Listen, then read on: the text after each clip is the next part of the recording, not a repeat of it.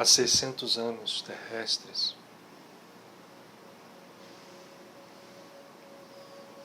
No coração da Península Itálica,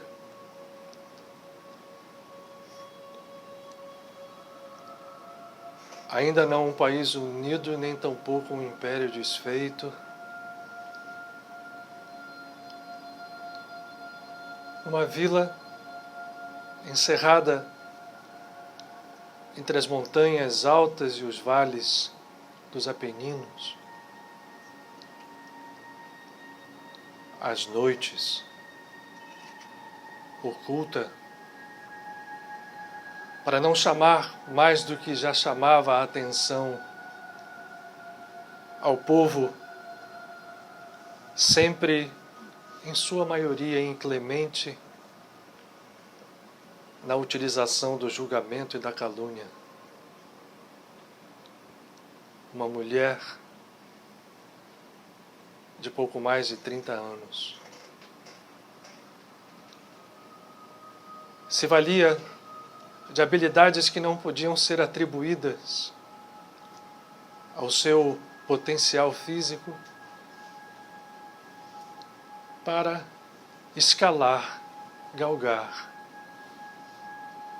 um pico que se destacava entre as montanhas que compunham o vale da cidade natal, onde ela habitava, que ali embaixo repousava, Rocca Porena. E com dificuldades que podemos imaginar, passo a passo, subia até o cume desse pico. E ali, sobre uma pedra, se entregava por completo, por inteiro, coração, pensamento, emoções, braços erguidos, olhos fechados, ao encontro a um casamento sublime com a presença do sagrado, a presença divina.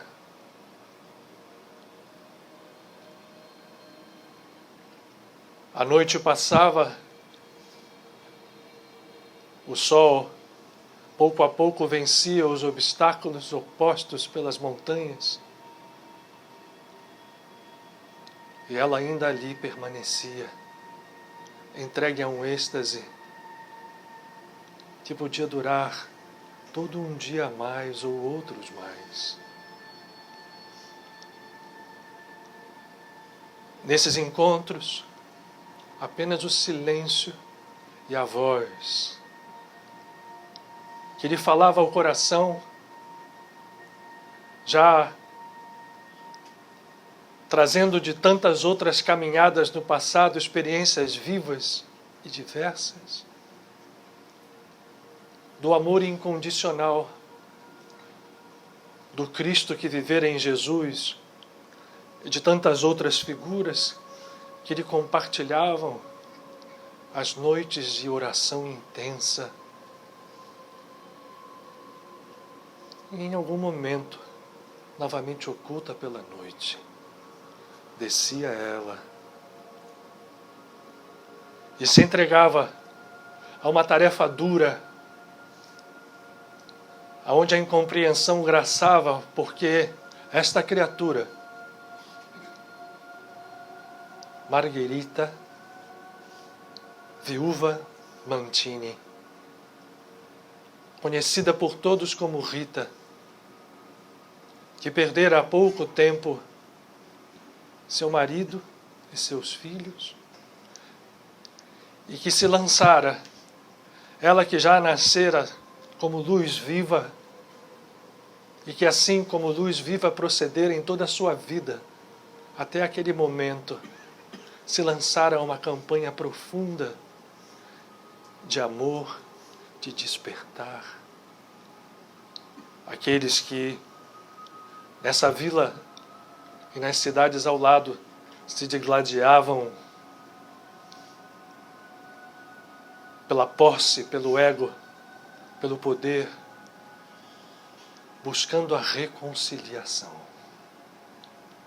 de todos sob uma única bandeira, aquela que fora levantada pelo Cristo já há quase 1500 anos, desse momento que descrevemos,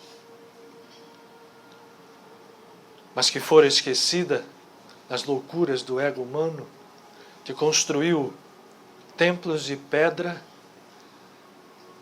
a expressar corações de pedra, todos esquecidos da presença, da voz e do modelo lançado pela consciência que vivera naquele que adoravam como um Deus, mas que pouco ou quase nada refletiam a sua lição e a sua luz.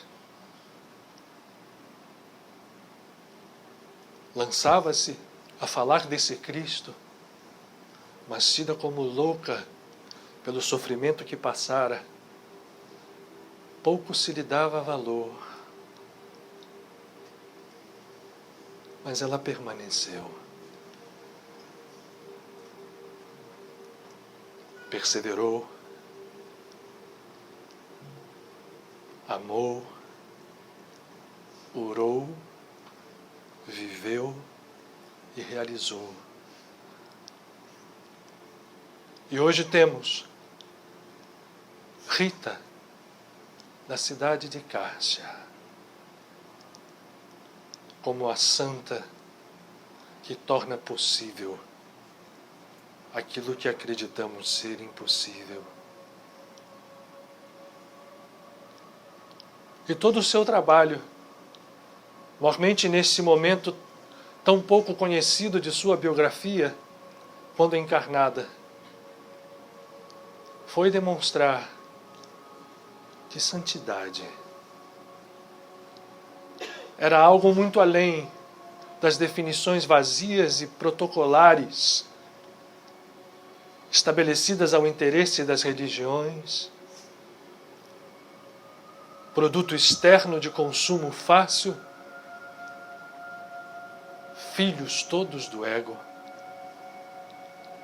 Demonstrar que o amor vivido com intensidade e a consciência elevada, simbolizada pelo seu galgar e escalar deste pico, que fisicamente representava todas as lutas que o ego humano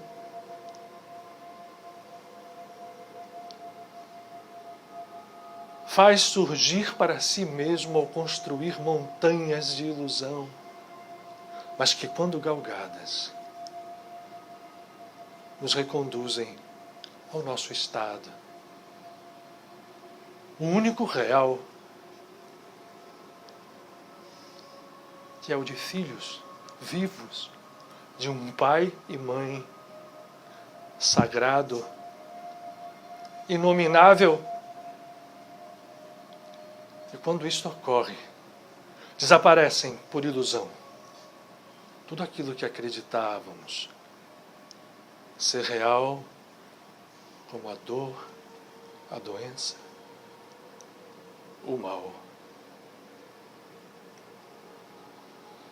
Para brilhar como luz dentro de nós mesmos, a verdade. Rita, tu és luz, que acende luzes, canal de misericórdia, que transpõe o amor, ainda difícil de ser atingido pela nossa vaidade e pela incúria do nosso ego, agarrado às ilusões que nada valem, que faz com que esse amor cure, liberte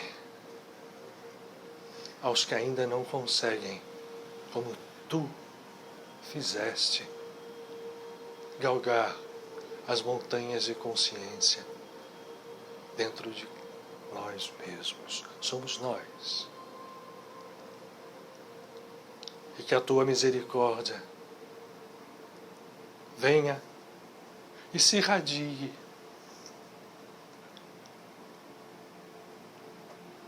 santa te és, hoje e sempre, pelo mundo, por teus irmãos.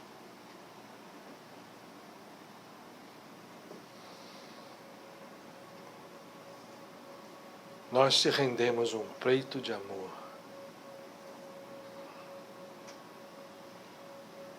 E de gratidão.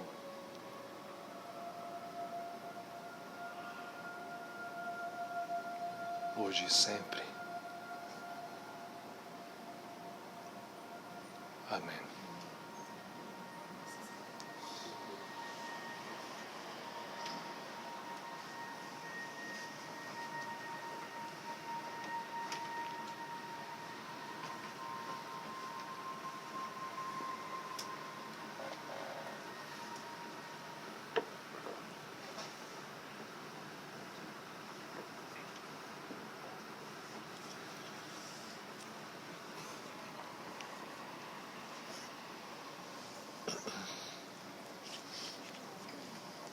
Muito boa noite a todos. Sejam todos muito bem-vindos. Que bom ver vocês na nossa casa, né? Os de sempre, os que vêm pela primeira vez, os que não estando sempre estão. Vamos lá, hoje é um dia muito especial. Realmente, isso virou um chavão aqui, né? Mas é um chavão absolutamente verdadeiro. A gente tem tido uma sucessão de dias especiais, ainda bem, até porque é um momento especial que vive o planeta. Então, há uma atenção completa, total, focada dos planos superiores, daqueles que nos governam, que nos orientam, com uma forma muitas vezes até muito sutil, porque a maioria de nós não percebe com clareza, mas estão aí vibrando. E isso faz com que esse momento seja especial e os dias sejam... Vocês estão com frio? Quer aumentar a temperatura do ar aqui? Tá beleza? Não estou vendo aqui capotes e casacos. Já está frio lá fora. Já começou o frio. São Paulo já está fazendo 4 graus, então aqui no Rio vai fazer 12, sei lá. Né? Mas é mesmo? Tudo bem? Tá bom? Você fez assim, quanto é que está a temperatura do ar aqui, Valéria? 23 graus. Esses termostatos de ar-condicionado são, né, infelizmente não são... Ninguém está morrendo então não, né? Está tudo certo? Senão a gente estiver com frio, a gente aumenta um pouco a temperatura. Vamos monitorar isso ao longo da conversa. Essa é uma boa desculpa. Aliás, não é desculpa, por isso é uma verdade, mas enfim. O fato aqui é que você me dá uma chance de falar para lembrar sempre as pessoas que o que a gente faz aqui não é uma palestra no sentido clássico da palavra, a gente não está falando aqui de conceitos apenas intelectuais, não é um despejar de... Aliás, nem tem isso. Estou vendo as pessoas, que coisa boa, todo mundo aqui. De erudição em cima de ninguém, é um trabalho espiritual que se faz em conjunto. E nós todos participamos dele. Então, que hoje a gente possa conseguir, nesse dia especial, que é véspera do dia em que essa figura, para nós todos, muito importante, especialmente, e aí eu trago muito lembrando do nosso pai espiritual, Luiz Arrocha Lima, que foi entregue a ela, né, pela sua mãe, Maria da Paz, como madrinha, e que se tornou madrinha, então, por contiguidade de todas as pessoas que participaram e participam da família que ele reuniu à sua volta, do Frei Luiz, e, por conseguinte, aqui, Rita de Cássia, né, que é uma santa mas muito popular dentro do ambiente católico, e para aqueles espíritas católicos e espiritualistas católicos brasileiros, né, que somos todos nós, né, e aqui nessa casa então é mais ainda, a gente é espiritualista católico, judeu, protestante e tudo mais, macumbeiro, né, e Vedanta, todos os estudantes do Vedanta, e que isso aqui tudo se funde, não numa bagunça, mas numa... A nossa ideia, essas brincadeiras são brincadeiras que têm um tom de seriedade muito grande, a nossa ideia é fazer com que nós, aos poucos, venhamos a ver que tudo é uma unidade, todas as coisas são absolutamente unificadas no seu propósito inicial e final. Então hoje é um dia muito especial, porque além de ser a véspera do dia de Santa Rita, mas se nós fazemos a contagem pela contagem mística hebraica, já começou o dia, porque os dias se contam a partir do pôr do sol. Então a gente já está no dia de Santa Rita, mas é uma tradição, inclusive, dentro da devoção de Santa Rita, fazer a sua festa ou a reunião por 3 dias. Então se faz desde o dia 20 de maio. Não sei se algum de vocês aqui é devoto de Santa Rita, se já foi na igreja, tem uma igreja aqui na cidade, já está cheia a igreja desde... Porque, inclusive, calhou de ser, isso faz parte da nossa conversa hoje, já entramos no tema, que fala de como trabalham os santos, né? Quer dizer, e no final nós vamos fazer uma meditação com conexão com ela, porque já tivemos a confirmação de que a sua presença aqui se dá, e a gente vai entender como se dá a presença de um santo aqui, em todos os lugares ao mesmo tempo. Isso faz parte de nós entendermos o trabalho de uma figura que a gente está chamando de santo de forma genérica, ou uma santa. Então a presença dela aqui é algo que é real. E aproveitando isso, a gente não podia deixar de falar no dia que para o cristianismo foi ontem, o domingo de Pentecostes, né, comemorado nas igrejas cristãs católicas principalmente, mas que esse ano ficou muito próximo ao evento, não o evento original, mas o evento que foi precedente ao que depois o cristianismo, com todo o valor, com todo o direito e com todo o significado, absorveu dentro da sua doutrina, vamos chamar assim, como a festa do Pentecostes. O Shavuot, que é a festa hebraico-cabalista, que é exatamente a mesma festa, a gente vai falar rapidamente disso aqui, porque tem conexão com todo esse processo que nós vamos falar hoje de trabalho de santos. Ele ocorreu exatamente de sábado para domingo, depois que acabou o último Shabat. Entrou Erev, ou seja, a véspera de Shavuot. Então calhou muito, foi muito próximo essa história. Até porque essa festa é a mesma coisa, e eu faço uma rápida explicação aqui, já tem gente que já ouviu isso aqui, essa história, então peço perdão para quem já conhece, mas é sempre bom a gente relembrar. Festas religiosas ou espirituais, dentro de todas as tradições, não são medidas, não são causadas, desculpem, porque a partir dali a festa pelos eventos históricos.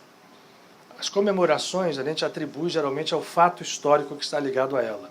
Por exemplo, no Pentecostes foi o episódio dentro do cristianismo que os apóstolos estavam reunidos no cenáculo em Jerusalém, ali reunidos, e houve a descida do Espírito Santo, então se comemora a data pelo evento histórico.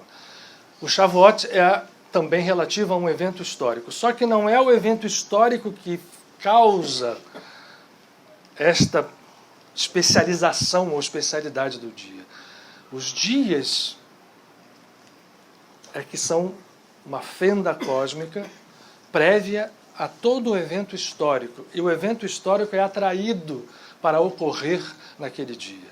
Então, todos os anos, quando nós chegamos no momento de celebrar um evento que para nós é importante dentro de uma tradição espiritual, não estamos celebrando o evento histórico, não sei se eu estou sendo claro, mas temos que ir à raiz, porque naquele momento ocorre todo um processo especial de vibrações que vêm sobre o planeta e que permitem que a nossa consciência parcial se dirija com mais expressão, porque também não é só naquele dia, tem que ficar claro isso, né? Porque senão você só poderia fazer uma determinada coisa num dia especificamente ligado a um evento, na Páscoa, no Natal, né? Enfim.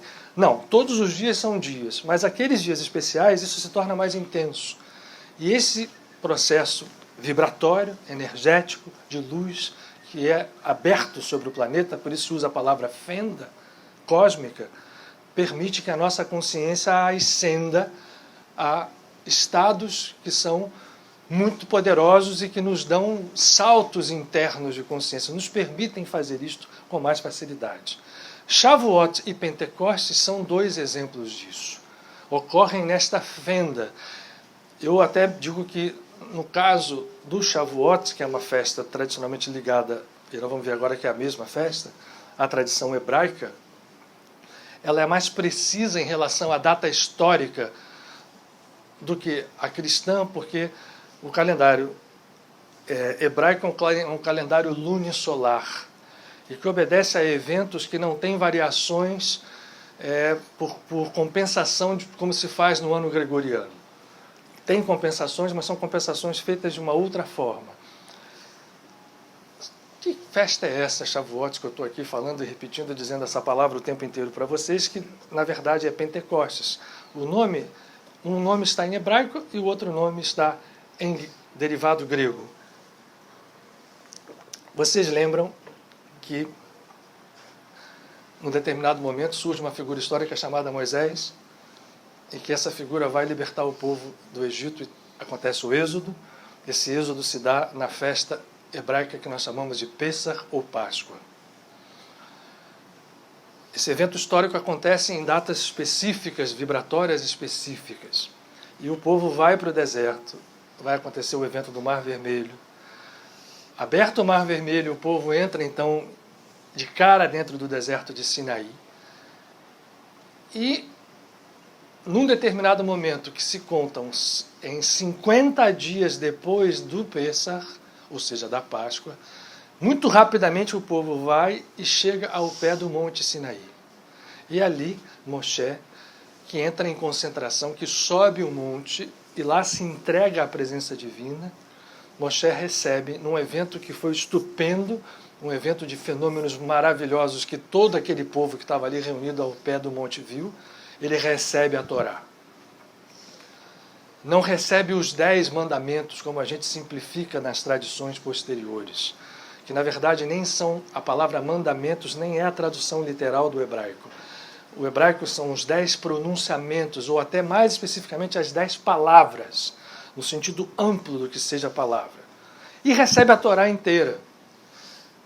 E todo o código, que inclusive o próprio Jesus Cristo vai chancelar algum tempo depois, o código que está dentro da Torá é um código sagrado que é como uma cebola com várias camadas de entendimento que são decodificadas pelos sábios e que têm poderes absolutos em relação a muitos processos. Daí, a Kabbalah, que é o misticismo que estuda isto, foi muitas vezes confundida com magia, com bruxaria, porque ela leva a um processo que vai desaguar, inclusive, na manipulação de eventos no mundo físico pelas consciências conectadas desses sábios, desses grandes místicos. O que não é uma especificidade ou algo que é privativo de sábios cabalistas, não. Estamos falando disso em relação a santos cristãos, vamos ver, mas aquele que se conecta. E a Torá é um instrumento poderoso, tão poderoso que Jesus, quando foi questionado, isso está no Evangelho de Mateus, ele diz, ninguém mexa na Torá, porque ele foi acusado de vir ali para negar a lei, que é outro nome, né? E ele diz assim, eu não vim negar a lei, eu vim só confirmar a Torá. E ai de quem mexer num ponto vocálico, não é nem numa letra. Ele usou especificamente a palavra patar, que é um dos pontos vocálicos, e significa uma vogal. Se alguém mexer ali, como ele estivesse dizendo, isso é um sistema tão complexo, em que cada coisa tem o seu lugar específico, como se fosse, por exemplo, um código genético, em que cada base nitrogenada trocada de um gene vai dar um problema seríssimo. Tirou uma letra dali, o processo se desorganiza. Ele diz isso, ninguém mexa numa letra. Mas a Torá se resume em 2 coisas, ele fala, amar ao próximo como a si mesmo e amar a Deus com todo o seu coração. Bom, eu dei essa volta porque esse processo que acontece 50 dias e Moshe chega lá no monte e recebe 50 dias depois de Pêssar, é um processo em que 50 dias são 7 semanas mais um dia. 49 dias, 7 vezes 7 mais 1.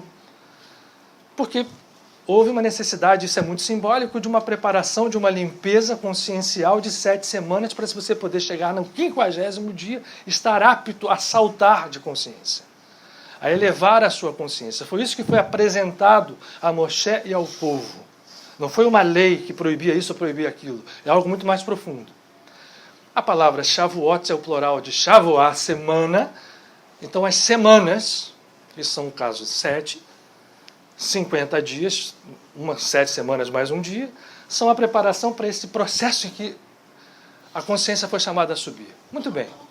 Vem Jesus fazer a sua missão. Vive tudo aquilo que a gente já sabe. Escolhe a data de Pessah, que é uma libertação para sofrer a sua paixão. E depois, o que ele veio fazer foi mostrar que nem a morte tem poder a uma consciência contra uma consciência liberta. Alguém que está nesse estado, ele domina inclusive a morte. Ele volta com toda a plenitude e mostra aos seus apóstolos, olha, o último inimigo que se pensa do homem, porque todo mundo está sujeito à morte física, é vencido quando essa consciência se eleva a um padrão de libertação. Isso é que eu vim fazer aqui. Vai embora, e os seus apóstolos eram todos judeus. E todos seguiam os preceitos da lei. E ele foi crucificado num dia de Pessah. E todo o povo, desde que Moisés deixa as suas instruções, conta até hoje as 7 semanas, ou os 49 dias de preparação até que chegue Shavuot, as semanas. Os seus apóstolos, naquele momento, extremamente atarantados, porque nenhum deles, ainda que tivessem visto Jesus ressuscitado, ainda não tinham noção do que estava ocorrendo. Eram homens simples, eram pescadores, que estavam presos, até aquele momento a consciência material toda restrita, mas eram seres com um estado evolutivo potencial já muito grande. Mas naquele momento eram homens que não sabiam o que estavam mais fazendo, com medo absoluto, porque de sofrer a mesma coisa que o seu mestre sofrera, e fazem a contagem, ainda ali em Jerusalém, não tinham ido, mas estavam todos ali, e no dia 50, e aí vocês vão entender o nome Pentecostes, 50 passagens, por isso o nome Pentecostes, o nome grego de Shavuot. Esses discípulos estão cumprindo, como judeus, o final da sua preparação de 49 dias. Estavam fazendo o quê? Algo que ainda se faz hoje, nesta noite, porque quando Moshe recebe a Torá no monte, ele diz, se preparem todos, e ele sobe o monte, e à noite, no final, no meio da noite, começam os fenômenos físicos de luzes sobre o monte, os chofarotes tocando, som de chofar, trombetas, luzes, explosões de luz, e o povo todo ali apavorado, achando que ia morrer, vendo aquilo tudo. É o momento em que a Torá chega. E ela se dá exatamente na aurora, no romper da aurora. Os apóstolos estavam fazendo uma vigília de Shavuot, coisa que até hoje se faz. Se faz, inclusive, dentro do catolicismo, as vigílias de Pentecostes. E eles estavam o quê? Morrendo de medo, trancados dentro de uma sala, apavorados, porque podia a qualquer momento entrar um romano ou um sacerdote e prendê-los e levá-lo. E não sabiam o que faziam. Estavam ali 12 mais 1, a mãe de Jesus junto com eles. E tinham feito a vigília, e eram seres especiais, estavam destinados a uma missão, quando se dá, de repente, né, no auge da vigília, perto da aurora, a sala, leiam nos evangelhos, começa a balançar, em efeito físico, luzes explodindo sobre todo lugar, dentro daquela sala, e eles vêm, de repente são tomados por uma força maior e vêm descer, e aí assim, naquela época só se conhecia a luz do fogo, ninguém conhecia a luz astral, ninguém conhecia luzes de outra natureza, e vêm descer luzes sobre a cabeça, sobre o chakra coronário de cada um deles, e eles vinculam a línguas de fogo e vinculam, depois isso foi feito pelos padres da igreja, a figura do Espírito Santo, que não está errado. Desce sobre eles e esses seres, porque imagine o seguinte, isso foi feito na aurora, eles estavam dentro de Jerusalém. Imagina uma casa balançando, explodindo, estava cheio de gente lá fora para ver o que estava acontecendo, com medo de entrar, né? E eles saem dali e já saem modificados em outro estado de consciência, porque isso é que está a codificação do recebimento da Torá é esse. Moshe sobe um monte para receber algo para que ele fosse um veículo de transformação de consciência. Naquele momento, exatamente no dia de Pentecostes, os apóstolos recebem, portanto, um banho de luz de consciência e saem dali, e aí o Evangelho descreve, falando em línguas, todo mundo entendia, e as pessoas que estavam lá fora estavam em peregrinação, porque essa é uma das festas importantes. Depois de Pêssar, logo vem Shavuot, então os peregrinos ficavam em Jerusalém, o templo funcionava a todo vapor, os sacerdotes ali vendendo, continuando a vender e comprar coisas, né, como em toda a religião, né, e gente de todas as origens, e essas pessoas ouvem os apóstolos falarem, e a partir daquele momento eles têm um shift, uma mudança de estado consciencial. Logicamente que depois vão se confrontar com todos os seus problemas, mas aquele Pentecostes, então, é um momento especial. E é tão especial essa fenda cósmica que, por exemplo, São Francisco de Assis fazia todos os capítulos da sua ordem em dias de Pentecostes. Ele não abria mão, porque ele sabia o que era esse dia. E tem tudo a ver com Santa Rita. Porque, agora eu vou falar um pouquinho mais do símbolo. Que símbolo nós estamos falando em Pentecostes? Que símbolo mais profundo nós estamos falando? O Pentecostes é o dia em que é proporcionado com mais precisão, com mais intensidade vibratória, um matrimônio sagrado entre nós, alma, ser, e o sagrado, o divino, a presença divina. Nesse momento acontece efetivamente para aqueles que se colocam em estado de meditação, oração, de integração, a possibilidade de fusão, de realmente vinda, de fecundação dessa força maior e que, entrando dentro do nosso estado de consciência, nos faz não nos modificarmos, porque não é uma modificação, é um retorno a um estado original. É muito importante que a gente caracterize esse processo, porque como nós estamos num mundo muito dualista, a gente acredita que a gente está mal e vira bom. O processo é de um processo de retorno. Esse casamento, ele unifica o que estava separado. Quando ele acontece, Shavuot é esta festa, Pentecostes é esta festa, a alma se casa literalmente com Deus. Se a gente quer tornar a expressão ainda um pouco mais simples. É um momento sagrado e por isso tão valorizado por todos aqueles que fazem uma senda mística ou dentro do cristianismo ou mesmo dentro da Kabbalah. Porque, repito, as festas são a mesma, observando a mesma natureza espiritual. Por que razão? Teresa Dávila está hoje aqui pertinho? Foi? Puseram aqui. Eu posso... Teresa, me desculpa, eu só vou baixar um pouquinho. Mas a gente volta. Mas Teresa entende tudo. Né? A gente aqui... Deixa eu ver aqui nos meus rabiscos. Obrigado, querida.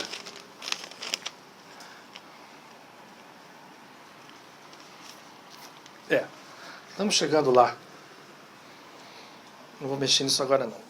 Porque esse casamento sagrado nos fala diretamente ao que a gente hoje está procurando definir aqui. Quando a gente fala do trabalho dos santos, né? Como que trabalha um santo, a gente tem que definir o que é um santo. Quem é um santo? Como é que a gente define? Parece muito fácil, né? Temos 500 casos aí, e nós já começamos a ver, quando a gente põe uma lupa na vida dessas pessoas, uma lupa sincera, a gente não, em nenhum momento, a gente vai enxergar aqueles modelos estéreis que são apresentados a nós pelas religiões como coisas inatingíveis de pessoas imunes a todos os processos que a gente vive no mundo físico, na consciência física. Pessoas como se não tivessem afetadas por nada, por nenhum tipo de dúvida, por nenhum tipo de sofrimento, por nenhum desequilíbrio de energia de qualquer natureza. Esses para nós são os santos que nos são falsamente apresentados. Mas ao contrário, um santo de verdade é aquele que, vivendo com a sua consciência no plano físico, como nós estamos vivendo, e nós sabemos daqueles que se encarnaram, porque há aqueles que vivem em estados libertos que não somos aqueles que chegaram aqui perto de nós. Estamos falando de uma hoje. Já a gente vai enfocar no caso específico de Rita. Mas um santo é alguém que consegue, ao enxergar um pouco mais a si mesmo, e não se deixar abater pelas forças que nos empurram para baixo, quando a gente consegue enxergar o que a gente eventualmente fez de certo ou de errado, porque o mundo externo, principalmente, e aí as religiões especificamente as religiões ocidentais, têm esse poder de fazer com que a pessoa se ache um pecador, e essa história de se achar um pecador joga a cabeça para baixo, reprime, e você fica agarrado dentro do seu estado de consciência e dali não sai. O santo é aquele que entende isso e contra tudo e contra todos ele levanta este processo de consciência e promove aquilo que na verdade para todos nós é o objetivo sagrado. Muita gente que está aqui sabe que a gente quando fazia o GDS, um grupo de estudos que teve aqui de mediunidade, nós falávamos que o nome GDS era Grupos de Desenvolvimento, o que era o S? Da Santidade. Não do santinho de pau oco no altar, né, daquele que fica ali fingindo que é. Não, da santidade, um trabalho que realmente demanda-se a uma pessoa que quer saber o que ela veio fazer nesse mundo, que é ser santo, nesse sentido de integrar. O que faz o santo? Ele integra as forças que estão dentro dele. Ele recompõe o estado em que nós caímos no código do pecado original, de separar ou de pensar que se separa aquilo que jamais está separado. Cria-se a ilusão da separação. Esta é a queda. O santo refaz isto. E ao perceber a natureza divina dentro dele, e lutar contra todas as forças, e encarar todas essas forças, não como inimigos no sentido que é uma batalha dura que muitas vezes a gente já sai perdendo dela, ou acredita estar perdendo, não, mas como alguma coisa que eu tenho que jogar para dentro de uma coerência absoluta do ser. E hoje a gente tem até correntes psicológicas da psicologia que nos falam desse, como por exemplo o trabalho todo de Jung, de Carl Jung, que mostra a sombra, né, como algo componente que precisa ser integrado. Linguagens de todas as formas nos falam, as visões orientais todas nos falam disso. Toda a estrutura de cosmogonia, de conhecimento da espiritualidade nos fala da integração disto. O santo é aquele que consegue fazer isso. E isto é apenas, não é uma transformação, é um tornar, é um retornar. Portanto, o que é um santo? Um santo é aquele que consegue retornar à sua origem, ao seu estado consciencial original. Se não de todo, porque a gente não sabe qual é esse estado, a gente está aqui teorizando, nenhum de nós aqui é santo, mas a gente imagina que esse caminho leva a isto, em estados que vão se tornando aproximações. Então, por exemplo, uma Rita de Cássia é santa para nós, porque a gente sabe que ela saltou. Até onde? Né? Francisco de Assis, para Mahansa Yogananda, Rabi Baal Shem Tov, que teve o seu dia também comemorado, né, a sua desencarnação agora também no dia 7 de Sivan, em domingo, ontem, de sábado para domingo, que é um santo cabalista, para quem não sabe, e que nos ajuda muito aqui. Todos eles fizeram uma coisa que e Jesus contraía esse verbo o tempo inteiro. Jesus só falava disso, gente. Vou usar a palavra hebraica. Espera aí.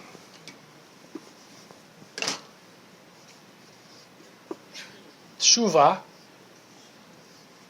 que às vezes as pessoas traduzem como arrependimento, mas essa palavra é isto aqui, retorno. E Jesus contraía esse verbo o tempo inteiro, ele e São João Batista. O arrependei-vos de São João Batista, aliás, a palavra arrependei-vos dá para a gente entender que ela tem a ver, arrependei-vos. Volta para onde você veio, arrepende-vos, se devolve para trás. Jesus falava o tempo inteiro, ele começava os seus discursos, e São João Batista também, usando essa contração. Shuvu, shuvu, retornem ao estado original. A palavra, então, era tão fundamental que foi usada e foi trazida para ele numa parábola, que é a parábola do filho pródigo. O filho que sai, chega a um estado tal de separação que ele se transforma num sujeito comendo comida de porcos, com a cara no chão, sem poder se levantar, e um dia ele lembra, eu tinha um pai, eu tenho um pai, não tinha, eu tenho. E a parábola vai se desenvolvendo com uma alegoria que diz, ele levanta, fica de pé, e ao se pôr de pé, ele olha para trás de onde ele veio e começa o caminho de volta. Essa parábola tem, inclusive, uma notícia espetacular para a gente, que muitas vezes a gente se acredita pressionado, até quando a gente se acredita culpado de muita coisa, e quando a gente se acredita pressionado pelo karma, por exemplo, a gente vai falar um pouco disso, esse é o trabalho dos santos. A lei do karma, quando ela é apresentada de uma forma, não digo distorcida, porque, enfim, eu não quero julgar nada, mas quando ela é apresentada de uma coisa férrea, como a única lei que está funcionando, como aconteceu no Oriente, como às vezes as pessoas interpretam, ela se transforma num determinismo, porque você plantou, você tem que colher aquilo e vai colher obrigatoriamente. Então se prepara para resistir a essa colheita. Não há hipótese dentro dessa visão do karma de você poder mudar esta colheita. Isso é impossível dentro da visão mecânica. Só que esse filho pródigo fica de pé. E ele começa a andar. E ele vê o pai de longe. Está escrito lá, essa parábola está no Evangelho de Lucas. Se alguém tiver curiosidade de ler, vai ver que quando ele está começando a andar, não é nem no meio do caminho, muito menos no final, ele começa a andar, o pai o vê, e o pai vem correndo em direção a ele de braços abertos. E ele fica meio que estatelado, o caminho é feito pelo pai, ele faz o retorno. Mas quando o pai vem e ele começa a ensaiar, enquanto ele está vendo o pai chegar, um discurso de meu pai, eu pequei, eu quero voltar para casa, me admite como um dos seus empregados, eu não sou nada, ok, deixa eu ficar aqui só para te servir, porque eu lá não comia comida de porco. Tudo isso passa pela cabeça dele, mas ele já está de pé, que é importante, já começou a andar. Quando o pai chega, ele vai falar, o pai mete a mão na boca dele e fala assim, festa, matem todos os melhores novilhos, vista esse menino com a melhor roupa, coloque um anel dele um banho, e ele fica meio assim, e aí o pai diz assim, porque esse meu filho estava morto e ressuscitou, ele voltou. E aí tem aquela história do ciúme do irmão, mas não vamos continuar, senão a gente vai estendendo as coisas mais.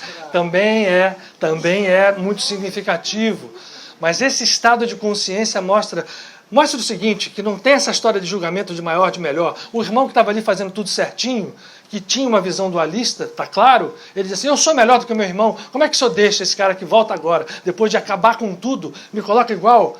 Nunca o senhor fez festa para mim. Isso é uma visão dualista, isso é uma visão separada, isso é uma visão que julga.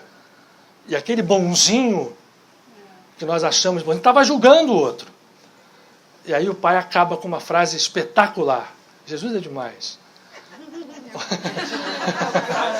O pai acaba com uma frase espetacular. Ele diz assim, meu filho, tudo o que é meu é teu. Eu imagino que a cara dele deve ter sido sempre assim, voltou e saiu. Aí ele repete de novo, esse teu irmão estava morto e ressuscitou. Um santo é aquele, então, que ressuscita dentro de si mesmo, é aquele que integra esse processo inteiro.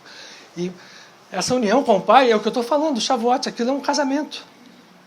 É um abraço entre duas almas, uma consciência superior, que era o Pai, o dono de tudo, recompondo aquele filho à sua natureza verdadeira.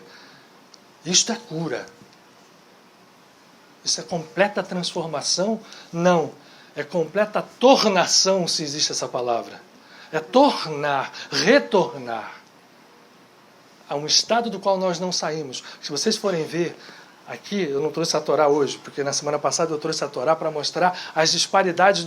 Quando a gente traduz para uma língua ocidental, você faz ajustes, porque quando tradução é literal, fica muitas vezes sem sentido. Mas quando a gente fala assim, por exemplo, o Adão, quando estava lá no paraíso, com a Eva, eles eram bobinhos, né? Acabou a pilha? Break up da pilha, não sei se lá embaixo as pessoas não entendem, mas vamos ver, olha a pilha.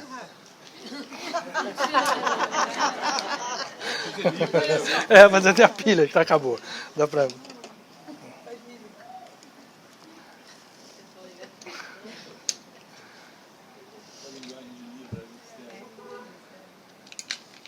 É muito legal, gente, ver o que está acontecendo aqui, que a gente possa aproveitar.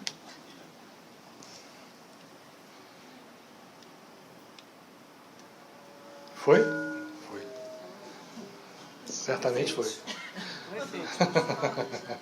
Deixa eu ver aqui.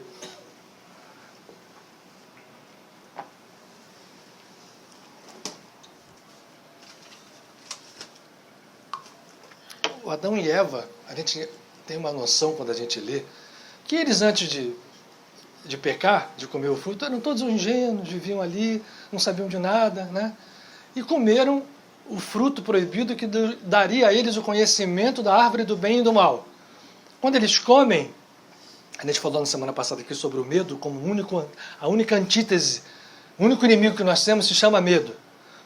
Que ele é que nos gera dentro de nós todas as ilusões, vira tudo que a gente categoriza como mal. São filhos do medo. E Adão, quando comeu o fruto e a Eva, os dois, aí aparece assim, aí eles olharam e viram que estavam nus e se esconderam. E quando o Eterno, isso é tudo símbolo, né? Claro, isso, vai no jardim e pergunta assim, onde é que você está? Como se o Eterno não soubesse onde estava o Adão. Mas essa chamada, e ele diz assim, eu estou aqui escondido, mas por que você está fazendo escondido aí? Aí ele olhou, porque eu estou nu. Aí você vê, o cara era bobinho, viu que estava nu, aí começa a tentar explicar, e ele diz assim, eu temi. É a primeira vez que é usado esse verbo na Torá. Ele temeu, teve medo. Só que antes, o Adão, se você vai ler, isso é o que eu estou querendo reforçar, ele estava num estado de consciência tal, ele primeiro ainda era integrado, ele era macho e fêmea, antes mesmo da Eva sair da costela, a Havá, mas ele era macho e fêmea. E ele deu nome a todos os animais, ele tinha poder sobre todos os... Né, eu mostrei aqui na semana passada, controlava os répteis da terra, não sei o que são os nossos estados de consciência inferiores. Quando surge Adão na sua plenitude, ele sabia muito mais do que aquele que apareceu lá, como a gente achava, a inocência, aí aparece o ser que conhece. Não, ao contrário. Ele tinha um conhecimento verdadeiro e passou a ter um conhecimento extremamente reduzido, chamado conhecimento do bem e do mal. Foi isso que aconteceu, uma queda, não um ganho de conhecimento. Por isso esse fruto era proibido. Bom, o santo faz isso. Ele reintegra o processo, ele vai lá no estado paradisíaco original. Ele deixa de conhecer o bem e o mal para integrar tudo. E por isso, o que o santo faz? Qual é a característica do santo? A característica do santo? Quando fecundado pelo Eterno e quando retorna ao Eterno. Amor incondicional, não um julgamento absoluto, porque ele passa a não julgar o seu semelhante, porque ele compreende que lá no fundo, mesmo daquele ser que tem a pior aparência da maldade, há uma centelha divina, ele vai lá. E é assim que ele consegue resgatar. E outra grande característica, que é a maior de todas, eu acho, pelo menos acho, talvez referindo-se a mim mesmo, o amor incondicional, o julgamento absoluto e a humildade. Essa é dura. É dura. Humildade é duro. Porque às vezes a gente vai caminhando de um lado, eu me lembro de novo do Rocha Lima, ele falava sempre com aquela voz pausada, cuidado com o orgulho. Cuidado com o orgulho. E o pior deles. Ele parava, né, tomava o ar e falava assim, o orgulho transcendental. Que foi o que fez cair o símbolo luciférico, que era um anjo de todos o mais brilhante. Vai portando luz para voltar. Lúcifer voltou já. Se foi algum dia existiu uma figura física com esse nome, o fato, uma individualidade, mas o fato é que essa expressão somos nós, o ego que cai e tem que voltar. Estou tornando ali para a gente não deixar de falar do que a gente tem que falar. Como é que trabalha um santo? Esse santo que une isto, volta a esse estado, ele se torna um canal. no momento em que ele estabelece a humildade dentro dele, junto com esse amor incondicional e com o não julgamento, ele vira um canal da presença. E canal significa abertura de um espaço. Para a gente poder... Vejam aqui uma coisa aqui, ó. Olha isso daqui. Esse daqui, eu sempre brinco aqui, que essa figura, ela mostra o ser humano nas suas características transcendentes ao corpo físico. Aqui vocês estão vendo canais de acupuntura, chakras, vias de expressão de energia, a aura, e aqui em cima uma irradiação já que sai, os chakras estão brilhando. Lamento dizer que provavelmente essa não é, se nós tirássemos uma foto dessa, ainda não é o nosso estado. Provavelmente aqui existem coisas apagadas, estruturas bloqueadas, é o que causa todo o nosso processo de divisão, de separação, refletindo na forma de doenças físicas, refletindo sobre a forma de todos os desequilíbrios que vivemos. Mas um dia a gente chega aqui, mas o santo, ó, ele já saltou para cá ou para cá. Porque quando ele abre essa consciência, esse cara desenhou muito bem, esse artista foi feliz. Ele vai desfigurando aqui a cara humana para mostrar que esse ser humano restrito, em que o cérebro aparentemente é só o único lugar onde se processa a consciência, vai ganhando forma de um toroide. O toroide é isso aqui que faz esse tipo de movimento. Ó. Entra aqui, sai e volta sobre si mesmo. É uma figura matemática, é uma figura dinâmica matemática. Mas o toroide que está expresso aqui mostra que esse ser passa a ser algo maior. Ele se torna um canal. Por isso é que quando você reza para um santo, e aí começamos a falar do trabalho dos santos, esse ser que está nesse estado, ele começa a perceber algo, eu diria que o santo verdadeiro se transforma nesse. Aqui vocês só vão ver de longe, aqui, ó. No meio tem uns traços meio parecidos com uma cabeça e tal, mas ele se transformou completamente numa série de vibrações, olha, em diversos planos. Você vê aqui tem várias dimensões de toroides que se interpenetram numa harmonia absoluta, e esse processo o coliga a uma rede que vai, não sabemos onde, em termos de dimensão. E isto se torna num canal. Estou repetindo essa palavra porque quando você reza para um santo, esse santo está de tal modo conectado à realidade divina e à nossa, porque quando ele está conectado ao divino, ele não se separou do mundo. Um santo verdadeiro se conecta aos seus devotos de uma forma que ele tal unido está, que e aí quando o devoto se une a ele, né? Porque o fato é, se a gente não vai a ele, a coisa não fecha. A conexão tem que ter duas pontas. Uma ponte precisa de duas bases para se lançar sobre um rio. E quando a gente se conecta, esse santo abre a consciência e desta consciência vem para a nossa um ganho que varia na sua expressão na dependência do grau dessa conexão. Então aquele que faz uma oração para o santo meio assim, tal, consegue uma coisa determinada. O que vai um pouquinho mais além, aquele que vai com toda a confiança, ele vai encontrar no santo uma expressão, porque o santo ele atinge, quando ele retorna ao início, o grau de semelhança que está falado lá no início da Bíblia. E o Eterno criou o homem à sua imagem, e a sua semelhança o fez, aí depois repete, criou a sua imagem e a sua imagem o fez. Mas isso foi o tema da gente ter conversado semana passada, porque isso está repetido 2 vezes na Bíblia. Tem razão.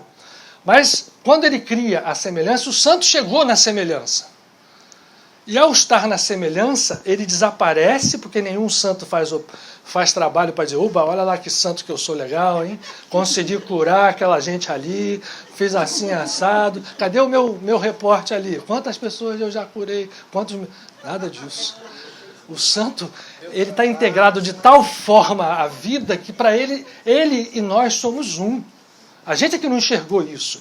E esse canal se torna, portanto, uma passagem direta com a consciência divina. E ele se torna, portanto, como canal, um poder de expressar a natureza do sagrado para tudo aquilo que a gente precisa, e por isso ele opera um trabalho. Esse é o verdadeiro santo de qualquer religião. Não estamos falando de um santo católico especificamente, ou de um santo hindu, ou de um santo cabalista, não.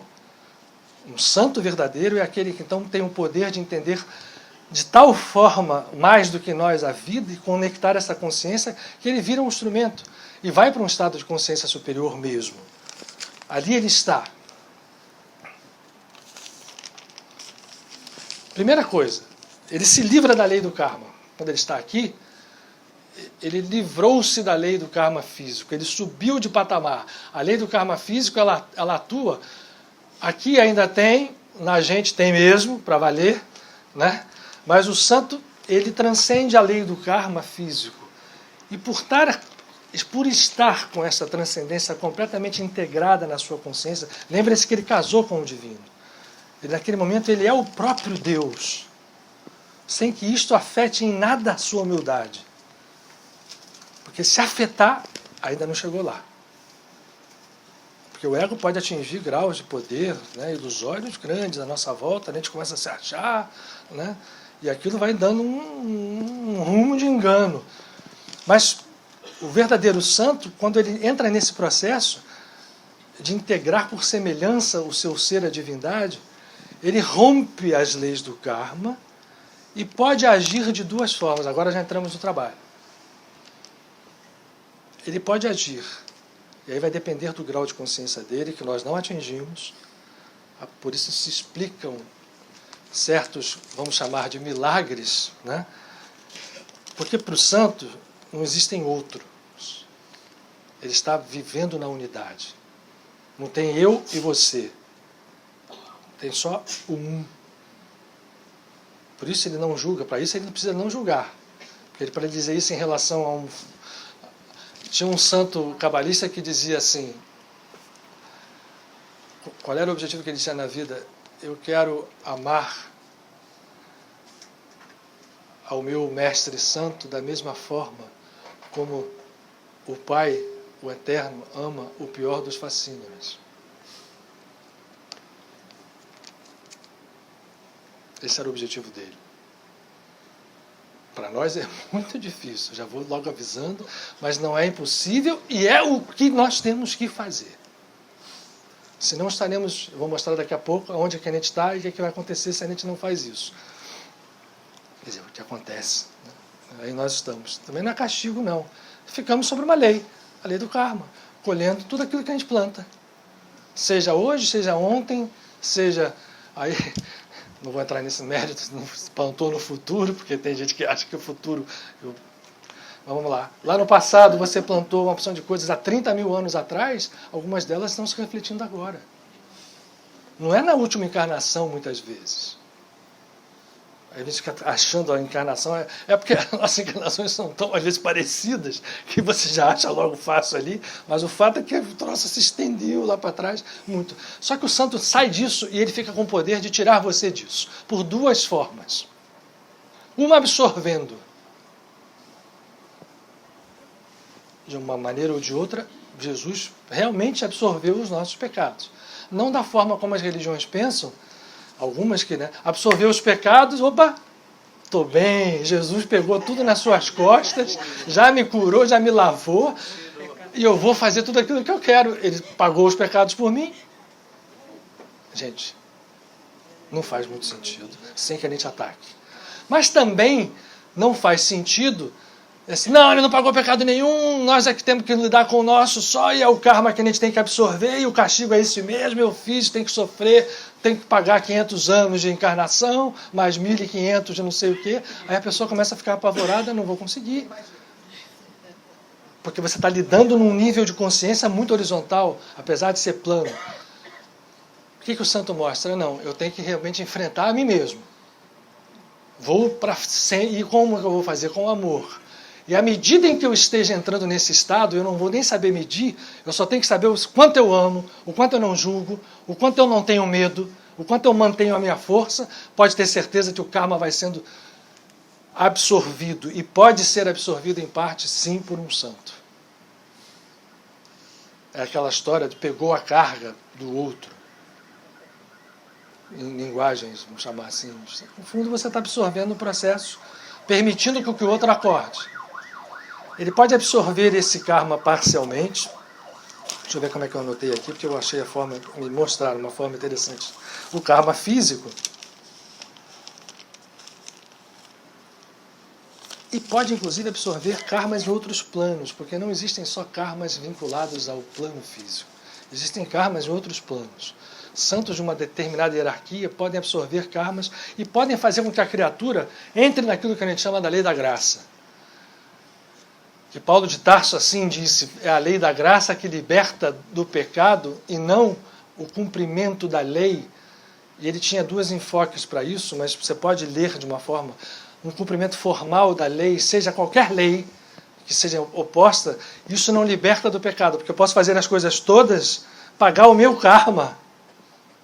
A dívida que eu tenho, paguei, quem disse que eu melhorei? Então eu preciso, independente de ter karma, independente dos que for, é para esquecer esse fato. Jesus foi categórico. Ele não disse que o karma não existia, ele disse existe sim o karma. E ele se expressa na lei da reencarnação. E essa lei tem um efeito, sim, que pode muito bem nos ajudar a evoluir. Pode, é um potencial. Mas nós a utilizamos de uma forma circular. Jesus conhecia muito bem Buda e sua obra. E esta forma circular, ou quase circular, uma espiral tão fechada que fica parecendo um círculo, pouco ela abre, é onde nós estamos, evoluindo a passo de tartaruga. Quando existem evoluções mais poderosas. Aí é o que eu vou tentar mostrar para vocês, em uma figura. Está indo tá bem. O santo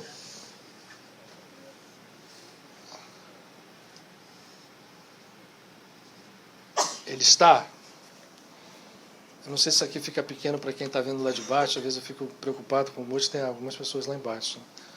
O santo está aqui nesse nível, ele estava aqui, ó. Isso aqui, vamos chamar que isso aqui seja o plano físico. E nós trabalhamos tentando resolver os nossos problemas dentro dessa onda, dessa faixa aqui. Que é quase unidimensional. A gente consegue resolver, mas o trabalho para você sair daqui para cá, se tiver um engarrafamento aqui na sua frente, você não passa. Os engarrafamentos são nossos mesmos. Né? Um dia ainda vou fazer uma palestra sobre a equivalência dos engarrafamentos do trânsito à evolução e ao caos humano. Sério, estou falando sério para vocês. Um dia eu faço isso. Esse engarrafamento aqui não vai resolver o problema. O santo está aqui, ó. E para ele enxerga esse processo de cima e pode atingir qualquer ponto daquela dimensão inferior do ponto onde ele está. Por isso o santo tem o dom da ubiquidade. Por isso um Padre Pio, um São Francisco, uma Santa Rita pode aparecer aqui na Itália, não sei aonde, simultaneamente, porque a consciência deles, nesse ponto aqui, atinge tudo que se diz respeito ao universo físico de uma forma direta, porque neste ponto consciencial ele concentra toda essa extensão. Isto pode se abrir, né? Bom, nós estamos aqui, quando a gente se conecta ao santo, a gente vai subindo na escala de consciência. Eu rabisquei demais. Mas vejam só uma coisa interessante. Aqui está o santo. Imaginem que nós somos aqui uma criatura que estivesse aqui, mas eu quero só colocar a figura coerente. Se essa figura percebe o santo e se dirige a ele, ela imediatamente, olha que interessante esse raciocínio, ela espelha o processo da santidade, isso é a conexão, não é? Porque, vamos lá, nós somos aqui, eu estava aqui, mas aí de repente a gente começou igual o filho pródigo, levanta, vamos lá para frente, vamos para frente. Eu pego esse processo daqui, que eu estou morto, e olho para lá, através de um santo, e eu vou espelhar, isso aqui é o meu karma, é a vida que eu tenho que passar. Mas eu fiz isso, ó. Ascendi pelo canal, estou simplificando a história. Isto vai gerar isto aqui.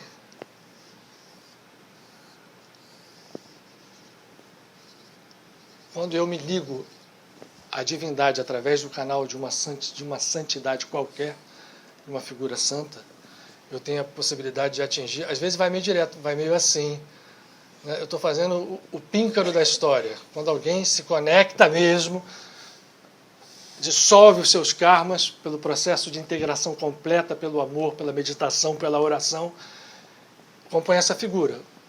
Para depois a história se equilibrar dessa forma. Aí nós passamos a ser... Essa estrela aqui, ela está nas tradições orientais, ela está dentro do judaísmo. O Magen, o escudo David, o Magen Abraham, nos mostram o processo de salto que a devoção a um santo faz. E o santo trabalha assim. Agora, assim, mais para ficar um pouquinho mais interessante, imagine o que hoje Rita de Cássia, ou santos de semelhantes, vamos pensar, onde eles vivem?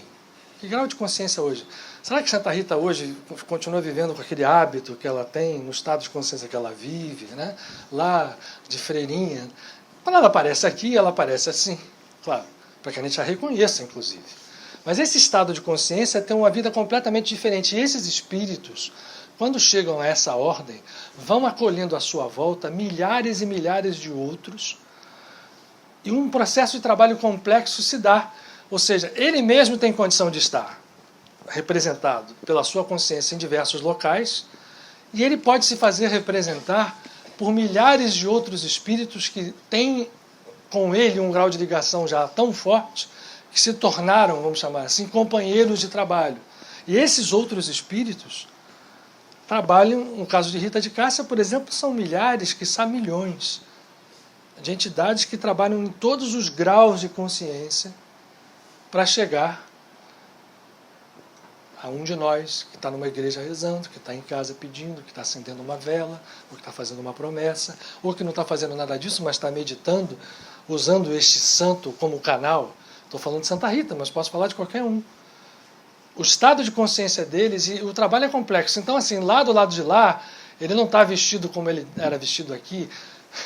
Essas instâncias espirituais, eles não sei nem como eles se expressam, mas o fato, quando ele vem aqui, ela vem para ser reconhecida como Santa Rita. Mas ela poderia parecer com uma outra encarnação qualquer.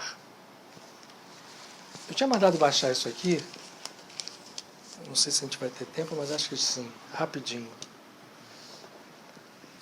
Esse casamento todo que eu falei para vocês está representado aqui nessa árvore.